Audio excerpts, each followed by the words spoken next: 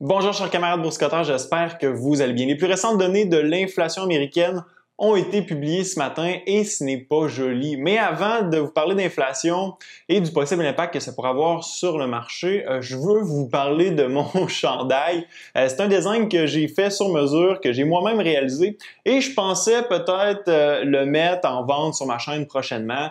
J'en ai désigné un autre, mais je ne l'ai pas encore reçu, alors je vais vous le montrer lorsque je l'aurai. Bref, laissez-moi savoir si c'est quelque chose qui pourrait vous intéresser dans la zone commentaire. Si je reçois une réponse positive, ben peut-être que je mettrai les chandails que j'ai désignés sur ma chaîne. Maintenant, retournons à nos moutons, l'inflation ce matin est sortie à 5,4% sur une base annualisée pour juin 2021. C'est le plus haut niveau enregistré depuis août 2008. Donc, on continue de battre les records. Le consensus était de 5%, donc lui a été largement dépassé contre toute attente. Pour ce qui est de l'augmentation mensuelle de mai à juin, l'inflation est sortie à 0,9%, alors que le consensus était de 0,5%. C'est pratiquement le double. Honnêtement, j'étais moi-même surpris, mais je reviendrai sur ma perception de tout ça dans quelques minutes. En plus des données de l'inflation élevées, les anticipations sont elles aussi à un niveau record depuis 2013, soit l'année où les données ont commencé à être récoltées. Pour les 12 prochains mois, les consommateurs américains s'attendent à une inflation de 4,8% et à 3,6% pour les 3 prochaines années. Pas besoin de vous dire qu'on s'éloigne passablement de la cible de 2% de la Fed, mais pas de problème parce que la Fed vise maintenant une cible moyenne d'inflation basée sur un nombre d'années toujours indéterminé. Dans quel secteur de l'économie l'inflation est-elle la plus importante? Principalement l'énergie, notamment l'essence, en hausse de 45% depuis l'an dernier. Les véhicules usagés en hausse de 10,5% par rapport au mois dernier. Pas par rapport à l'an dernier, par rapport au mois de mai. Et en hausse de 45% depuis l'an dernier.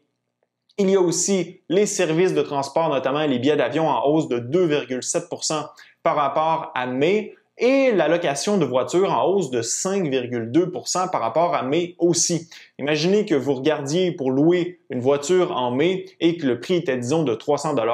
Eh bien, le mois d'après, en juin, il vous en aurait coûté 316 $ pour le même service. Petite parenthèse sur les voitures usagées, la demande est telle pour les voitures usagées que certaines se vendent plus cher que la version flambant neuve. Le problème, c'est que certains constructeurs sont pris avec des problèmes de chaîne d'approvisionnement, déraillant leur production de voitures, ce qui les empêche de répondre à la demande. Par exemple, une Tesla Model 3 usagée se vend 1200 $ plus cher que la version neuve, imaginez-vous.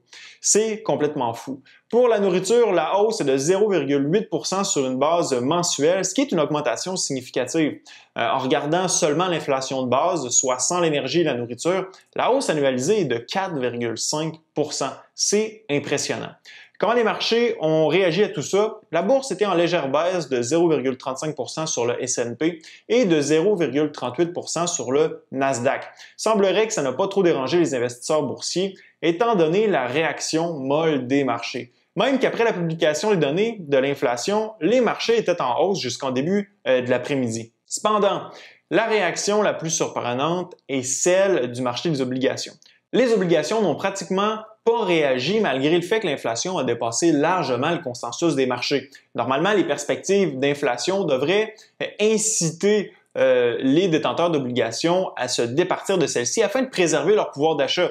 La vente d'obligations devrait participer à la baisse du prix et à l'augmentation de leur rendement, donc des taux d'intérêt. Sauf que les obligations n'ont pratiquement pas bougé aujourd'hui. On a eu droit à une maigre hausse de 5 points de base. Pourquoi? C'est difficile à expliquer.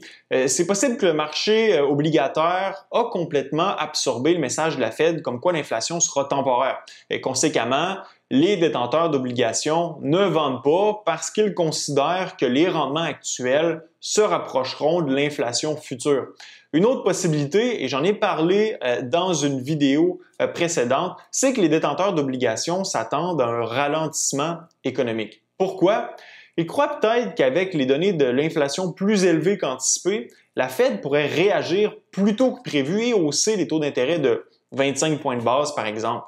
La hausse aurait le potentiel de freiner l'inflation, mais aussi de ralentir l'économie, ce qui justifierait les taux actuelle. Le problème, c'est que la Fed est prise entre l'arbre et l'écorce avec son double mandat. Elle met en place des politiques monétaires souples pour favoriser l'emploi, mais par le fait même, elle crée de l'inflation dans l'économie. Ce qui est ironique, c'est que présentement, la Fed ne remplit aucun de ses mandats. D'une part, le chômage est encore très loin du plein emploi aux États-Unis, et d'une autre, l'inflation s'est éloignée de façon importante de la cible de 2 %. Éventuellement, elle devra prioriser un mandat et ça risque d'être le plein emploi au détriment de l'inflation. Pensez-y, si la Fed réagit à l'inflation et hausse les taux ou suspend ses achats d'obligations, elle risque de ralentir l'économie à un point tel que le chômage pourrait repartir à la hausse. Qu'est-ce que va faire la Fed si l'économie ralentit? Elle reprendra probablement l'assouplissement quantitatif, abaissera les taux d'intérêt et la machine à inflation pourrait repartir. Donc, les marchés obligataires s'accrochent au fait que l'inflation est transitoire selon moi et tant que le message de Jerome Powell tient, les bas taux d'intérêt devraient tenir aussi. Mais la Fed n'a pas vraiment le choix de dire que c'est transitoire. Imaginez si elle disait que l'inflation n'est pas transitoire, ce serait la débandade sur les marchés. Maintenant, est-ce que l'inflation sera temporaire, transitoire? Là est la question. Ce n'est pas une surprise pour personne. J'ai privilégié sur ma chaîne la théorie selon laquelle l'inflation devrait être temporaire. Cependant, je dois vous avouer que j'ai été surpris par les données de ce matin. Je croyais vraiment que le mois de mai allait être le sommet inflationniste, si je peux m'exprimer ici, et que juin allait être au pire égal à mai. Faut pas oublier non plus que l'effet de base est en train de se dissiper plus on avance dans l'année. Faut croire que je me suis trompé parce que l'inflation accélère toujours. Juste pour vous donner une idée, depuis le début de l'année 2021, l'inflation est déjà à 3,55 %. Ce n'est pas impossible qu'on finisse l'année au même niveau, mais on pourrait très bien la terminer entre 4 et 6 % si la tendance à la hausse ne fait que ralentir faiblement. Est-ce que ça veut dire qu'on est foutu et que l'inflation est en train de devenir permanente? Non, pas encore. Faut vraiment suivre ce qui va se passer au courant de l'été jusqu'en septembre-octobre. À ce moment, plusieurs chômeurs ne recevront plus de prestations bonifiées et ils devront se trouver un emploi. Présentement, même si l'emploi que tu avais avant la pandémie n'est plus disponible, tu n'es pas trop stressé de t'en trouver un autre considérant que tu reçois un chèque de chômage. Sauf que quand les chèques seront réduits ou arrêteront complètement, les gens n'auront pas le choix de développer de nouvelles compétences rapidement pour payer leurs factures. Un autre élément encourageant, c'est la baisse des prix des matières premières. Vous vous rappelez du bois qui a fait toutes les manchettes pendant un certain temps. Il est maintenant en baisse de 31 % depuis janvier, donc depuis le début de l'année, et de 65 % depuis son sommet de mai dernier. Le cuivre est toujours en hausse de 22 % depuis le début de l'année, mais en baisse de 10 % depuis son sommet de mai dernier. Un autre élément positif, c'est que le Congrès semble avoir de la difficulté à s'entendre sur un plan d'infrastructure ou sur la simple adoption du budget aux États-Unis. N'oubliez pas que le plan de Biden, qui était censé être de 3 ou 4 trillions, a maintenant été réduit à en dessous de 1 trillion. Donc, moins de dépenses gouvernementales égale moins d'inflation.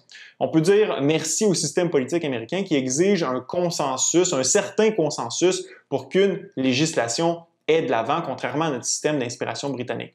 Ce sont des nouvelles encourageantes, mais clairement, l'inflation finira l'année à un niveau plus élevé que je l'anticipais. On parle d'au moins 4 à 5 %. C'est assez intense quand on y pense. L'important, c'est qu'il y ait une tendance à la baisse au courant de l'été et qu'à l'automne, l'aspect transitoire de l'inflation soit confirmé. Si on continue d'avoir des données aussi élevées au courant de l'été, les marchés vont lâcher le message évangéliste de la Fed et commencer à paniquer. Ça pourrait peut-être arriver avant qui sait. Les marchés peuvent virer leur chapeau de bord assez rapidement et sans prévenir, comme ils l'ont fait lorsqu'ils sont passés du mode panique en mars dernier par rapport à l'inflation au mode tout est beau en mai et juin. Pour l'instant, je ne change rien de ma stratégie. Je continue à suivre la situation. C'est certain que j'ai quelques positions qui devraient maintenir mon portefeuille à flot si jamais ça tourne au vinaigre et qu'on passe de tout est transitoire à l'inflation est permanente. Mais clairement, je vais me faire ramasser quand même si la panique s'empare des marchés. Une chose à garder en tête aussi, c'est que le S&P 500 n'est pas entré en correction depuis environ 8 mois. À un certain moment, ça va arriver et peut-être que le déclencheur sera la peur que l'inflation ne soit plus perçue comme un phénomène transitoire, mais plutôt comme un phénomène permanent. Personne ne connaît l'avenir, moi y compris. J'essaye simplement de comprendre ce qui se passe et je vous le partage. Enfin, laissez-moi savoir ce que vous pensez des plus récentes données de l'inflation. Pensez-vous qu'on est en train de passer d'une inflation transitoire à une inflation soutenue ou permanente? Dans la zone commentaire, ce fut un plaisir d'être avec vous. À la prochaine.